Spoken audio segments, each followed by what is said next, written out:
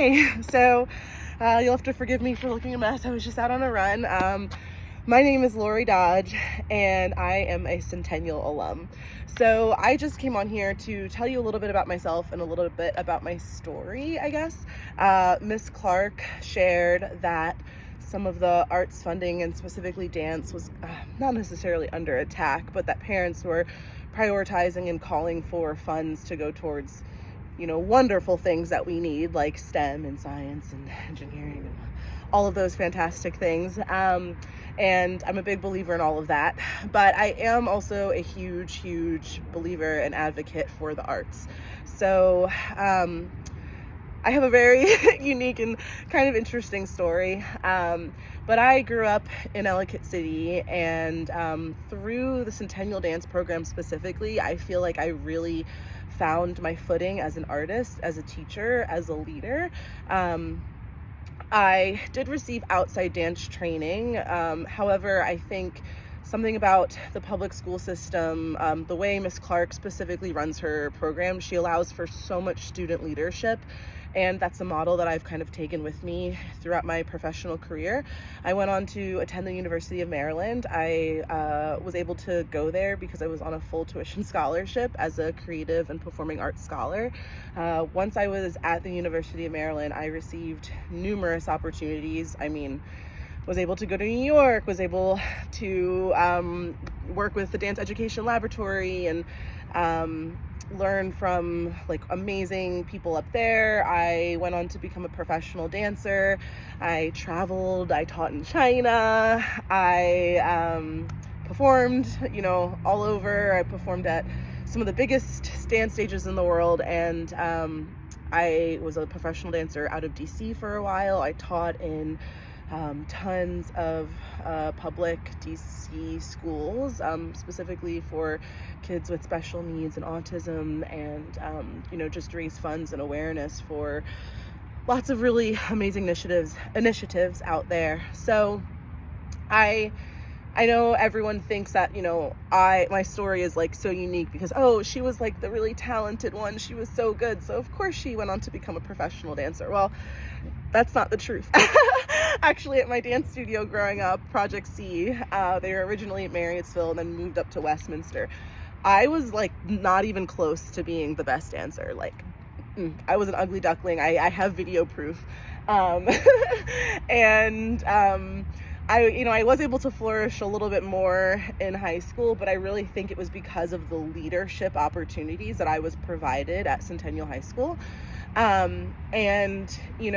From there, and getting to have that artistic voice, that approach to teaching, because I wasn't the best dancer in the world, it actually made me a really strong teacher. And then through teaching, I became a better dancer. And so it was this really beautiful relationship. I learned public speaking, which I know right now I'm talking a little fast, but I'm just trying to get it out to you. I learned public speaking. I learned engagement. I learned, how to put together a show, how to stay calm under pressure, how to work with a team dynamics, there's how to run a budget, how to pick out costuming. There was so much that I learned from that program, and I am still just so eternally grateful to Becky Clark. I was able was I 21? In 2019, it doesn't matter. In 2019, I was able to buy the dance studio that I grew up dancing at. And since then, I have been the owner and artistic director. And it has been just such a fun journey. I'm involved with people with a downtown opera house. And we're talking about historic, rich, juicy places where Frederick Douglass spoke. And I'm involved with the mayor, and just really, really cool things that I never would have gotten the opportunity to do if I hadn't been a dancer, and specifically been a dancer at Centennial High School. So please keep the funding there. Let students continue to learn and explore and make mistakes, and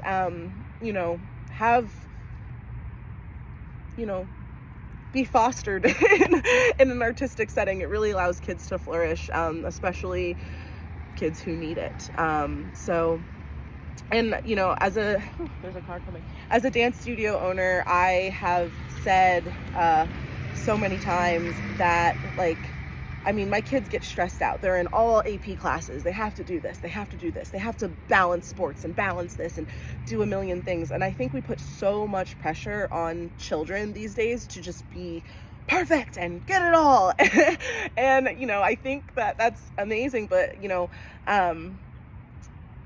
I think the arts are one way that kids are really allowed to express themselves and just really find like a really, really good connection to themselves and the world and others. And, literally there's research happening at the University of Maryland and Johns Hopkins and all these fabulous places right now that is exploring how dance, specifically as an art form, because it's a physical art form, it's one of the only things that are that have been proven to help with, things like Alzheimer's, because you're looking at brain work where you're looking at sequencing, memorization, you're looking at neural pathways and getting to explore all the different things that the body can do, right side, left side. Dance is so special, and specifically the Centennial Dance program is so special, and Becky Clark is so special. So, go dance, go CHS, let's keep it going.